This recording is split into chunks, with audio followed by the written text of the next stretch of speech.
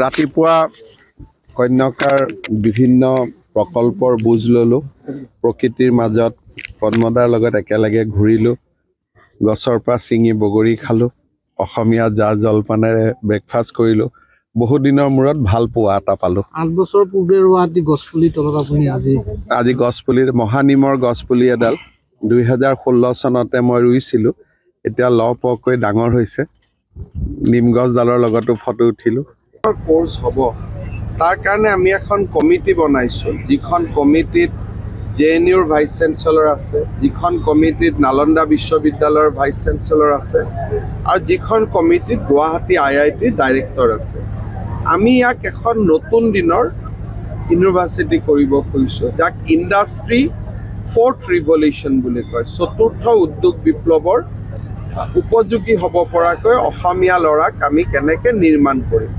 Artificial intelligence, machine learning, AR, 3D technology, এইবিলাক যিবিলাক নতুন নতুন বিষয়, এই বিষয়বিলাকৰ ওপৰত আমি ইয়াতে কোৰ্চ আৰম্ভ কৰিব খুজিছোঁ, যাতে এইখন এখন প্ৰযুক্তিৰ শীৰ্ষত উপস্থিত হ'ব পাৰে। আৰু তাৰ কাৰণে ডাঙৰ টীম এটাই কাম কৰি আছে। এইবাৰ বিধানসভাত বিশ্ববিদ্যালয়ৰ আইন গৃহীত হ'ব, টকা পইচাও গৃহীত হ'ব। মাটি বাৰীও আমি অহা এমাহৰ ভিতৰত ফাইনেলাইজ কৰিব খুজিছোঁ, আৰু সুন্দৰ এখন বিশ্ববিদ্যালয় আমি অসমৰ ৰাইজক উপহাৰ দিব খুজিছোঁ। এইখন সময় লাগিব। ইণ্ডাষ্ট্ৰিয়েল ইষ্টেট চকীঘাটতে হ'ব। 350 বিঘা মাটি।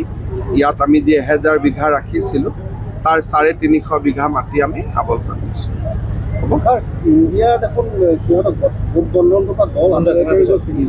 আপুনি কেইটামান আজি অহা কালি কেইবাজনো অৰাজনৈতিক ব্যক্তিয়ে ভাৰতীয় জনতা পাৰ্টীত যোগদান কৰিব। ডেফিনেটলি 2-4জন ৰাজনৈতিক ব্যক্তিয়েও যোগদান কৰিব, কিন্তু ৰাজনৈতিক ব্যক্তিৰ লগে লগে যিসকল সামাজিক সংস্থা, আইন, চাৰ্টাৰ্ড একাউণ্টেণ্ট, ডক্তৰ, ইঞ্জিনিয়াৰ, এই ধৰণৰ লোকসকলক ভাৰতীয় জনতা পাৰ্টীত যোগদান কৰাবলৈ আমি এটা প্ৰচেষ্টা লৈছোঁ, যাতে দলটোৱে দলৰ মঞ্চৰ পৰাই অসমৰ বিকাশত অৰিহণা যোগাব পাৰে। পলিটিকেল মানুহ ডেফিনেটলি জইন কৰিব, কিন্তু আমি নন পলিটিকেল মানুহ বা আজিলৈকে নন পলিটিকেল হৈ থকা মানুহক আমি আমাৰ দলত বেছিকৈ যোগদান কৰাব খুজিছোঁ। আৰু তাৰ কাৰণে আমাৰ এটা প্ৰক্ৰিয়া চলি আছে, আৰু গোটেই পূৰ্ব ভাৰততে এই যোগদানৰ প্ৰক্ৰিয়াটো চোৱাৰ বাবে মোক দায়িত্ব দিছিলে। সেইকাৰণে বেংগল, উৰিষ্যা, বিহাৰ, সকলো ৰাজ্যতে আমি নন পলিটিকেল মানুহক যোগদানৰ ওপৰত বেছিকৈ গুৰুত্ব দিছোঁ। এইটোলৈ মোক আজি সুধিব নালাগে, এইটোলৈ দিল্লীত গোটেই জাৰ্নেলিষ্টবিলাকে আমাৰ ডাঙৰ নেতাসকলক সুধি আছে।